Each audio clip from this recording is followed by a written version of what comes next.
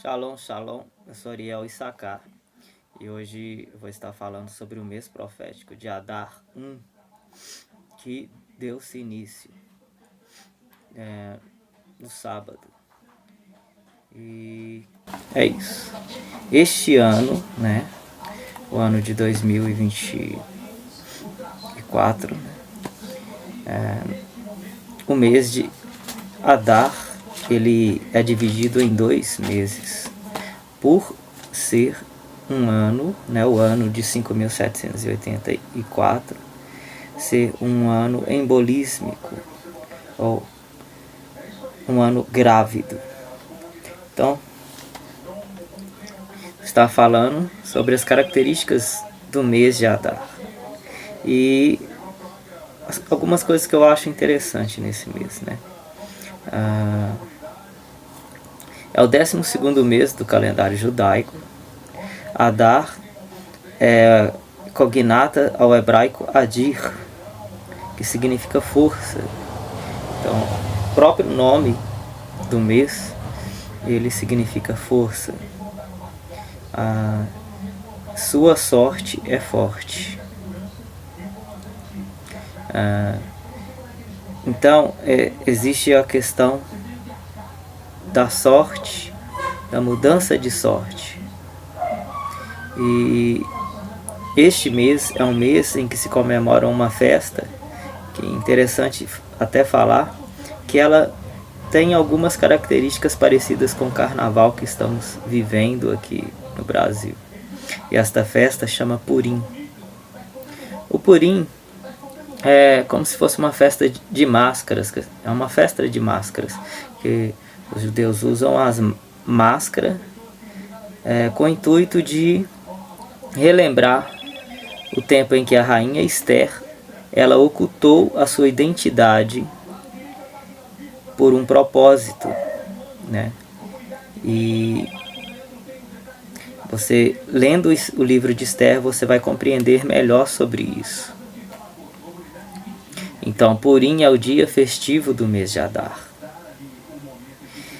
E esta festa, ela tem por símbolo a mudança da sorte. Porque Deus mudou a sorte do seu povo e usou, e usou Esther para isso. Ela era chamada de Hadassah e passou a ser chamada de Esther, que significa estrela. É o ponto alto na alegria de todo ano. O júbilo quebra todas as barreiras. Este ano, porém, será comemorado no 2º mês de Adar. Existe esta questão entre os judeus que quando existe um ano embolísmico e é adicionado um 2º mês de Adar, chamado Adar Sheni, Adar 2, quando isso acontece, é comemorado no 2º mês. Porém, neste tempo, eu tenho percebido, trazendo para algo que eu tenho vivido, de que o Purim eu já tenho comemorado ele. Eu fiz algumas viagens, fiz uma viagem para Paraty e percebi esse tempo específico aqui para mim. O tempo em que o Purim é comemorado no 1º mês de Adar, o Adar primeiro. Por ser a letra de conexão do alfabeto hebraico, que é a letra deste mês, é a letra Kuf. E a letra Kuf significa macaco, Kof, próprio significado, macaco. E o macaco é símbolo de riso, é um símbolo de riso. Segundo a expressão como um macaco no rosto do homem, o Kuf também simboliza a fantasia. Interessante isso, Outra característica que está relacionada ao carnaval. Interessante essas coisas, Se for falar sobre carnaval, o que pode ser polêmico, a sua origem, todas as coisas têm origem em Deus. E da mesma forma o carnaval tem origem em Deus. Não com este termo, carnaval foi chamado depois, mas a questão do cortejo, a questão de marcharem de algum lugar para algum lugar, né? Isso teve origem com a saída do povo de Deus do Egito, indo para a terra prometida. Então Deus organizou as 12 tribos em 4 estandartes, né? 4 bandeiras, né? Ali tinha bandeira, tinha a tribo de Levi conduzindo com louvor, com adoração, com danças, com instrumentos de corda, saltério, com instrumentos de percussão, né? Tambores, e também o chofar, né? Que é o instrumento de assopros. E tudo isso foi instruído por Deus, né? O tabernáculo, e por ele ser móvel, ele ia junto, ele era conduzido, né? Onde a presença de Deus passava por todo aquele deserto, e eles iam até a terra prometida desta forma. Então foi algo que veio de Deus, o carnaval. Todos estes elementos existem no carnaval: bandeiras, cortejo, né?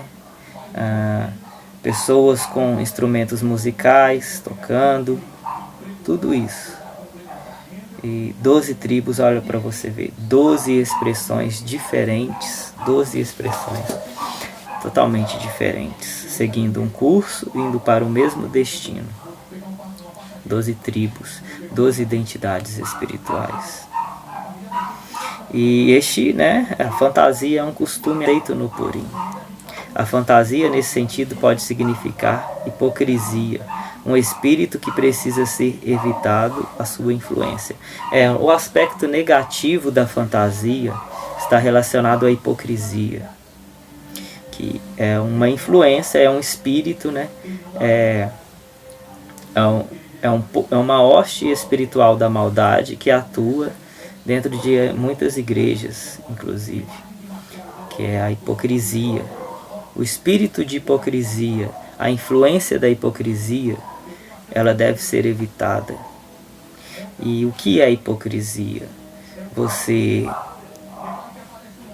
oprimir alguém a fazer algo que você mesmo não faz. Isso é hipocrisia. Entende? O nível da cabeça desconhecida, o superego de todo homem, né? Aí tem a questão positiva sobre isso, que é a transgressão, não no sentido de pecar, mas de colocar para fora uma realidade interior que é necessário que seja colocada, que seja exposta. Então, isso fala da cabeça desconhecida, ou seja, quando eu revelo algo que precisa ser revelado para que seja destravado um tempo em que eu cresça em Deus com isso. Basicamente isso. Guf também significa buraco de agulha. Buraco de agulha, interessante, né? Porque a luz, primeiramente, ela é branca, né? Ela é uma luminosidade branca.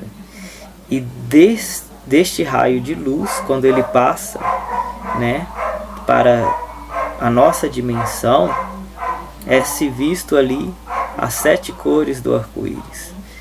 Quando ele passa por este buraco, por este portal, é manifesto ali 7 cores. E o que isso significa?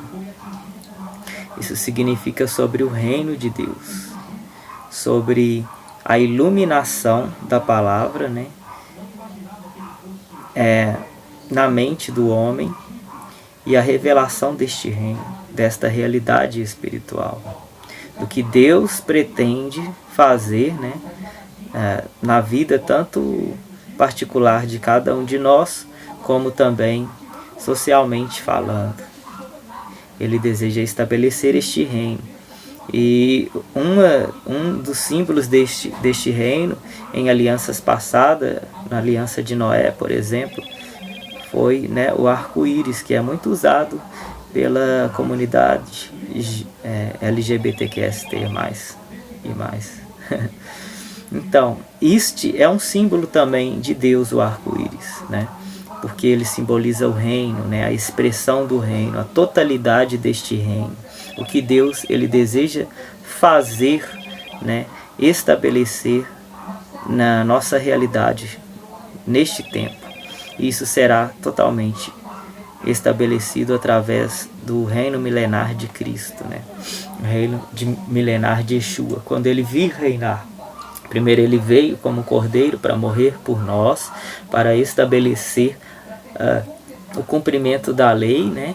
Que é o resgate das almas, que é resgatar todo homem, e logo após ele virá como leão para reinar.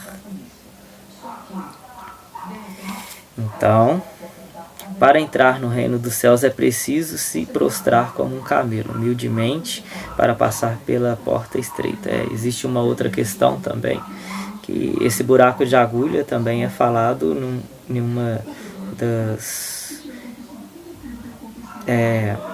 parábolas de Jesus, quando explica sobre o reino, né? Que é mais fácil um camelo passar por um buraco de uma agulha do que um homem rico, né? Entrar no reino dos céus. Então, para entrar neste reino é necessário uma condição nossa de humildade, de humilhação, de quebrantamento, para passar por esta porta, né? A porta estreita.